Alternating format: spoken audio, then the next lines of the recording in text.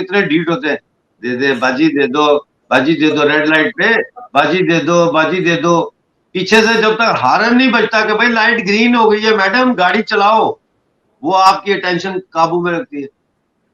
फिर आप आती है नेक्स्ट डे उसी लाइट में, फिर आ जाती है बाजी दे दो, 100 रुपया दे दो, बाजी दे दो। तो ये पाकिस्तान भी ऐसे ही है। मैं क्या बोलूं यहाँ, यानी कि आपने खुद अपनी इकोनॉमी का बेड़ा गर्क किया हुआ है। आपने अपनी इकोनॉमी के मुकाबले में दो पैरेलल इकोनॉमीज कायम की हुई हैं। एक है अंडरवर्ल्ड की माफिया इकोनॉमी, ब्लैक इकोनॉमी, जो पाकिस्तान की टोटल इकोनॉमी का तकरीबन 60 to 70% है, और दूसरी आपने अपने मुकाबले में खड़ी की हुई है फौजी इकोनॉमी। तो उसमें सिविलियन जो बड़ा फजल है, हमारे पास गधों की जो है पैदावार बहुत ज्यादा हो गई है, हम आपको उसके बदले बाटे में गधे देंगे। क्योंकि अब गधा गधा इकोनॉमी है ना, ये गधा इकोनॉमी, गधे एक्सपोर्ट कर रहे हैं चाइना को। तो अब गधे तो इंडिया को, गधों की तो जरूरत नहीं है, तो वो हमने क्या करना है, गधे। इस वक्त पाकिस्तान के पास जो है तकरीबन गधे ही रह गए हैं, 60 लाख गधे हैं। दुनिया का तीसरा मुल्क है, बड़ा मुल्क, जहां गधों की जो है वो तादाद सबसे ज्यादा पाई जाती है, और ये गधे एक्सपोर्ट कर रहे हैं चाइना को। तो अब गधे तो इंडिया को, गधों की तो जरूरत नहीं है, तो वो हमने क्या करना है, गधे खरीद के। तो ये गधा इकॉनमी है, और गधा इकॉनमी में आप क्या उससे तवक्को करेंगे, सिवाय इसके कि जब उनका मुंह खुलेगा वो ढीचू ढीचू बोलेंगे बस।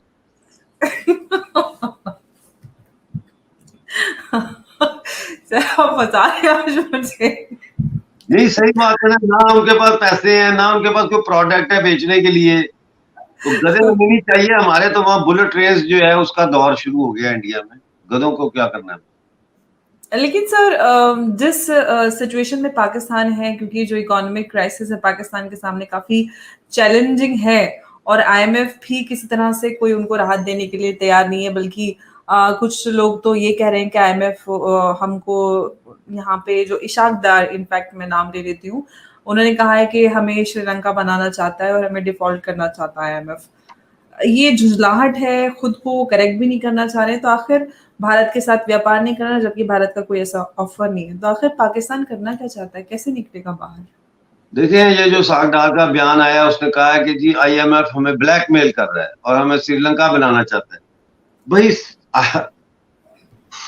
मैं क्या बोलूं यहाँ, यानी कि आपने खुद अपनी इकोनॉमी का बेड़ा गर्क किया हुआ है। आपने अपनी इकोनॉमी के मुकाबले में दो पैरेलल इकोनॉमीज कायम की हुई हैं। एक है अंडरवर्ल्ड की माफिया इकोनॉमी, ब्लैक इकोनॉमी, जो पाकिस्तान की टोटल इकोनॉमी का तकरीबन 60 to 70% है, और दूसरी आपने अपने मुकाबले में खड़ी की हुई है फौजी इकोनॉमी।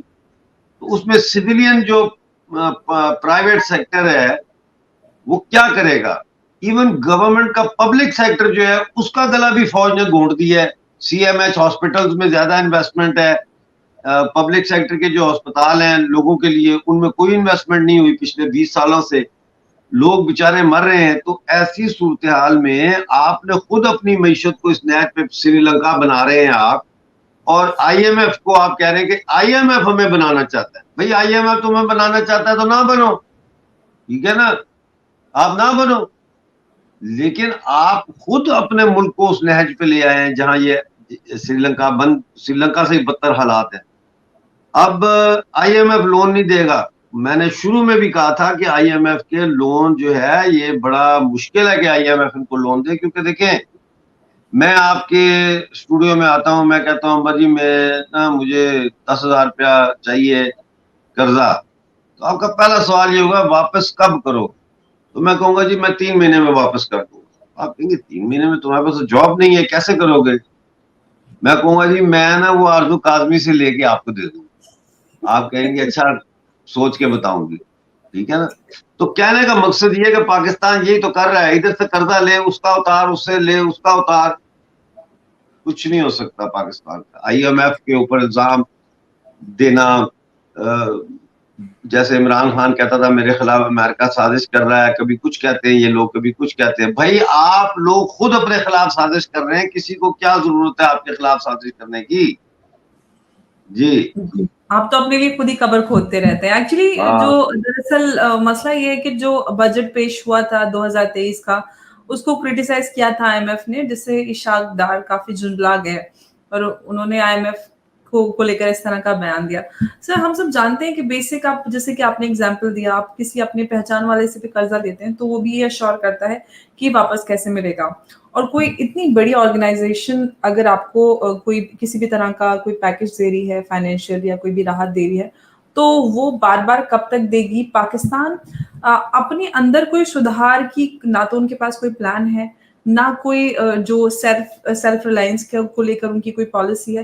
तो ऐसे में इस तरह की ऑर्गेनाइजेशंस कब तक उन पे भरोसा करेंगे और कब तक वो इसकी टोपी उसके सर करते रहेंगे?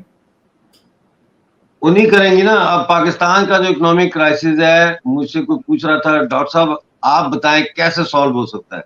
वो भाई मैंने कहा मेरे बताने कि नहीं नहीं आप बताएं। मैंने कहा देखो, सबसे पहले अगर वाकई पाकिस्तान वाले पाकिस्तान को इकोनॉमिक क्राइसिस से निकालना चाहते हैं, इसको दोबारा खड़ा करना चाहते हैं, तो उसके लिए सबसे पहली चीज तो ये है कि इंपोर्ट्स बंद कर दी जाए,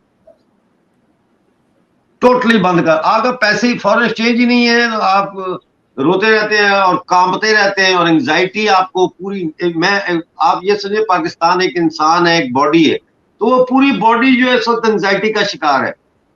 जर्नैल से लेकर नीचे मजदूर तक सब एंजाइटी का शिकार है, क्योंकि आपने पैदा किया उनमें एंजाइटी। आप बार बार कह रहे हैं हमारे पैसे नहीं है, 4 बिलियन रह गया, 3 बिलियन रह गया फॉरेन एक्सचेंज रिजर्व, और हमने जो है वो इंपोर्ट्स के पैसे नहीं है। बंद कर दें इंपोर्ट, बैन कर दें इंपोर्ट, एक पेंसिल भी इंपोर्ट ना करें। आप सबसे पहले तो ये करें। जो आपके वसाइल हैं उनको अब आपने कैसे इस्तेमाल करके अपना काम चलाना है, वो सिस्टम शुरू करें। नंबर 1 तो ये है।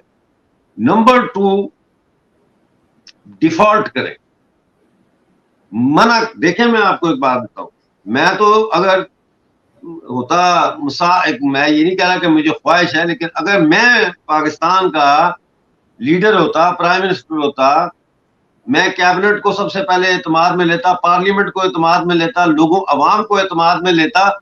उसके बाद मैं ये कहता कि जितने कर्जे दिए आईएमएफ ने पिछले जमाने में, ठीक है, बेल आउट पैकेजेस दिए, जितने कंसोर्शियम्स हैं उन्होंने कर्जा दिया पाकिस्तान को, वो बदनीयती पर मबनी थे। वो किस तरह? वो इस तरह के सबसे पहले वो अनरिप्रेजेंटेटिव मिलिट्री गवर्नमेंट्स को दिए गए, क्योंकि सबसे ज्यादा कर्जा तो फौज लेती रही है। दूसरा ये कि आपने वो ला के हमें दिखाएं असेसमेंट, जहां आपने ये असेसमेंट की कि हाँ इनकी इकोनॉमी वायबल है, ये इतने अरसे में ये कर्जा वापस करेंगे। आपने बदनीति पे कर्जे दिए, हमें फंसाने के लिए कर्जे दिए, हम नहीं देते कर्जे वापस, ले जाओ जहां लेके जाना है हमें, खबरदार। और मैं बिल्कुल कर्जे बंद कर देता इनके देने। उसके बाद मैं इनके साथ उसकी रिस्ट्रक्चरिंग की बात करता, विदाउट इंटरेस्ट। जो प्रिंसिपल अमाउंट है वो कितनी है, उसकी रिस्ट्रक्चरिंग करता over a period of 30 years और 40 इयर्स के, ठीक है हम देंगे, लेकिन इस तरह से देंगे। कोई कर्जा मैं ना लूं किसी से, कोई जरूरत नहीं है कर्जे की। पाकिस्तान के अंदर मैं आपको बताऊं इतनी ताकत अभी भी इकोनॉमी में है, ज़राअत में और छोटी इंडस्ट्री में, कि अभी भी अगर पाकिस्तान जो है वो चाहे, पाकिस्तान के हुक्मरान, तो वो पाकिस्तान का कोई सोल्यूशन निकाल सकते हैं, लेकिन उसके लिए विल होनी चाहिए, एक तगड़ा लीडर होना चाहिए। वो है नहीं पाकिस्तान में, और विजन नहीं है। इवन इमरान खान का कोई विजन नहीं है ना। मतलब है अब वो फौज ने अदालतें लगानी शुरू कर दी हैं, क्रैक डाउन शुरू कर दिया, तो वो अब इस हर रोज आके बैठ जाता है, सुबह शाम वीडियो बनाता है, देखिए मैं बात करने के लिए तैयार हूं, मुल्क कहां जा रहा है, ऐसे। ओ भाई तुम 4 साल तक थे prime minister of Pakistan with the collaboration of Pakistan military. एक पॉलिसी मुझे बताएं इकोनॉमिक की इन्होंने दी हो। 25 जुलाई 2018 को ये इलेक्शन जीतता है और अनाउंस करता है असद उमर मेरा फाइनेंस मिनिस्टर है। 26 जुलाई, एक दिन के बाद 24 घंटे भी नहीं हुए, तो 26 जुलाई 2018 को असद उमर बयान देता है कि हम आईएमएफ के पास जा रहे हैं। ये वही इमरान खान है जो कहता था मैं खुद फांसी लगा लूंगा अपने आप को, आईएमएफ के पास नहीं जाऊंगा। तो इस तरह से ये नहीं होता, लेकिन ये करेंगे नहीं, और ये चूंकि नहीं करेंगे इसलिए ये मजीद कर्जे लेंगे। अभी आज जो है, कल वो गए हैं पाकिस्तान के प्राइम मिनिस्टर अजरबैजान, और वहां पे उन्होंने एलपीजी का कॉन्ट्रैक्ट किया है, एग्रीमेंट उनके साथ। तो अब मुझे ये पता नहीं है कि ये एग्रीमेंट कैश पे किया है, क्योंकि कैश तो है नहीं इनके पास, या बार्टर पे किया है कि आप हमें एलपीजी दे दें, हमारे पास अल्लाह का बड़ा फजल है, हमारे पास गधों की जो है पैदावार बहुत ज्यादा हो गई है, हम आपको उसके बदले बार्टर में गधे देंगे। क्योंकि अब अब गधा जिसके पास गधा इकॉनमी है ना, ये गधा इकॉनमी, चाइना को एक्सपोर्ट करे गधे भाई। जिसके पास 5.8 मिलियन गधे, 5.8 मिलियन गधे पाकिस्तान में हो गए हैं, रिकॉर्ड पैदावार हुई है गधों की। जी जी, बजट में बताया गया, उनके सर्वे जो हुआ उसमें बताया गया कि गधे बढ़े हैं, गधों की जो संख्या है, नंबर्स बढ़े हैं। जो फाइनेंस मिनिस्टर है उन्होंने ये भी कहा मीडिया से बात करते हुए कि आईएमएफ को लेकर कि आईएमएफ पाकिस्तान पर एक प्रेशर क्रिएट कर रही है और जो बदलाव करने की और जो छूट है उनको वापस लेने की बात कर रही है। पाकिस्तान क्योंकि एक सॉवरेन नेशन है तो हम आईएमएफ की सारी शर्तों को नहीं मान सकते। और ये भी सॉवरेन नेशन है ही उन्होंने नहीं, पहले तो साथ यही में एक गलत और है, बात आगे कही चलिए आप। डॉक्टर साहब कि हम अभी भी आईएमएफ से बातचीत बंद नहीं हुई है और इस महीने ये डील हो जाएगी। ये मैं पिछले लगभग एक साल से सुन रही हूँ। वो ढीठ आपने देखी नहीं, भिखारी जो प्रोफेशनल जो बैगर्स होते हैं कितने ढीठ होते हैं, दे दे बाजी दे दो, बाजी दे दो, रेड लाइट पे बाजी दे दो, बाजी दे दो। पीछे से जब तक हारन नहीं बजता कि भाई लाइट ग्रीन हो गई है मैडम गाड़ी चलाओ, वो आपकी अटेंशन काबू में रखती है।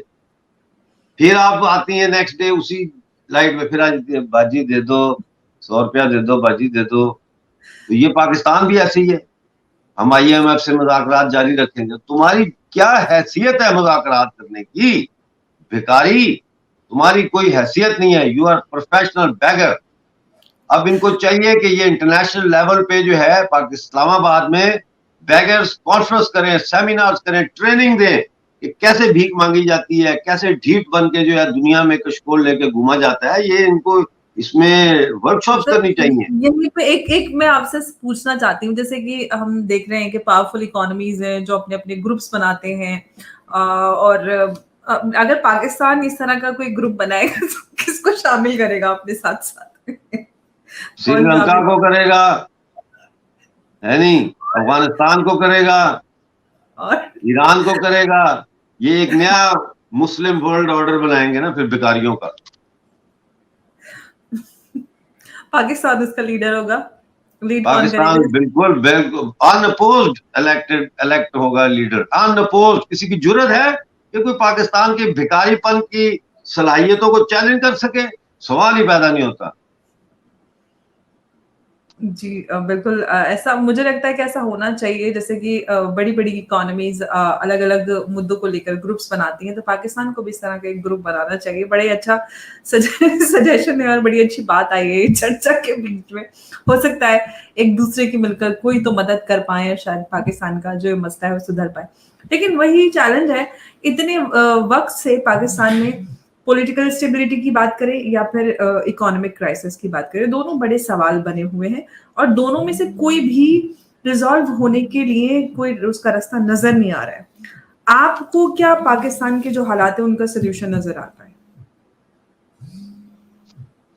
सोल्यूशन तो मैंने आपको बता दिया ना, सोल्यूशन तो ये है। और इसके अलावा ऐसी इकोनॉमीज होती हैं इस सतह तक गिर जाए। हमारे पास मिसाल है, साउथ अमेरिका में अर्जेंटीना की मिसाल है।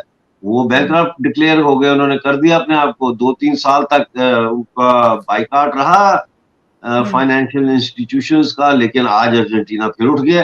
भाई आप कारोबार करते हैं, जब बैंक से लोन लेते हैं, बिजनेस करते हैं, आपका बिजनेस नहीं चलता जिस तरह आपने बिजनेस प्रपोजल बनाया उसके मुताबिक नहीं चलता, आपका दिवालिया होने वाला है, आप जाएं कोर्ट में, आप जाके वहां अपने आप को बैंक डिक्लेयर कर दें। ये तो एक लीगल रास्ता है आपके उसमें से माली मुश्किलात में से निकलने का। और आप बैंक डिक्लेयर करके 3 साल के बाद आप दोबारा बैंक अकाउंट खोल सकते हैं, कंपनी खोल सकते हैं, सारा कुछ कर सकते हैं, दोबारा से शुरू करें। कि जितने बड़े-बड़े बिजनेसमैन और कारोबारी लोग हैं, कई दफा वो शुरू में बैंकरप्ट हुए। गिरता जी, है शाहसवार ही मैदान है जंग में, वो तिफ़्ल क्या लड़ेगा जो घुटनों के बल चले। तो ये गिर-गिर के फिर ये बनते हैं ऐसे।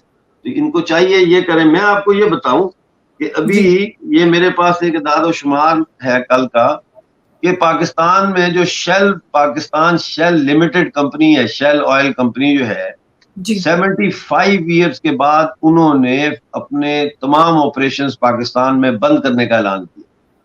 77% होल्डिंग्स वो अपनी बेच रहे हैं। उनको 2023 के पहले क्वार्टर में $17 मिलियन का नुकसान हुआ है। एक ये खबर आपको शेयर करनी है। एक मेरे पास और खबर है, वो जी, हाँ, ये भी मैं आपके साथ शेयर करना चाहता हूँ। और वो खबर ये है कि ओवरसीज पाकिस्तानी जो हैं, उनकी जानिब से, यानी जो वो बाहर पाकिस्तानी रहते हैं, जिसमें ज्यादातर पीओजेके के ही हैं, उनकी जानिब से जो रेमिटेंसेस भेजे जाते हैं, मई 2023 में उसमें 4% कमी आई, जो कि एनुअल 10% रिकॉर्ड की गई। ये स्टेट बैंक ऑफ पाकिस्तान के स्टैटिस्टिक्स है। उन्होंने कहा कि 2022 और 2023 के पहले 11 महीनों में जो बाहर से आने वाले फॉरेन रेमिटेंसेस हैं, उनमें $3.7 बिलियन की कमी आई।